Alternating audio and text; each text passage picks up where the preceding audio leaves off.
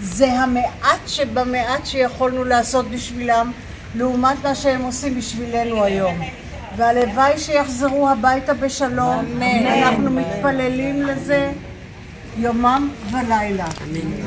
שיהיה להם טעים. אמן ואמן. שיהיו לנו בריאים ויחזרו בשלום. שאנחנו אוהבים אותם ומעריכים מאוד מאוד מה שהם עושים. ושעם ישראל יחזיק מעמד במצב הנוראי הזה, וכולנו ביחד, איך אומרים, ננצח. זהו.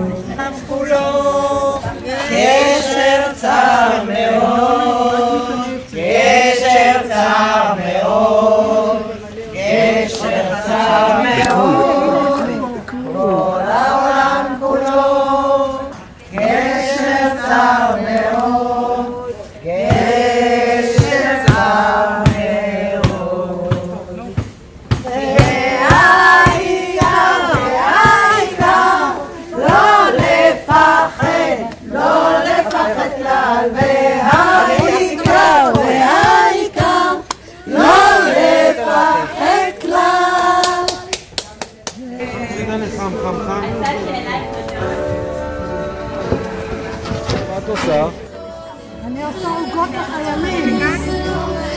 לא בריאים שיחזרו בשלום. יהיו בריאים יחד עם הנכדים שלי והחתנים של הבנים שלי שהם מגויסים, שכולם יחזרו בשלום עם הניצחון גדול, אמן. אמן.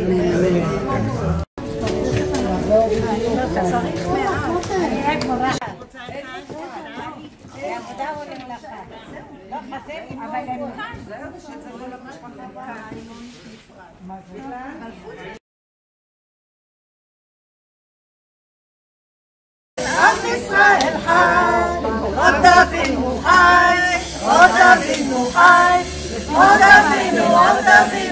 אבינו חי. עם ישראל חי, עם ישראל חי. ויש נכדים ויש...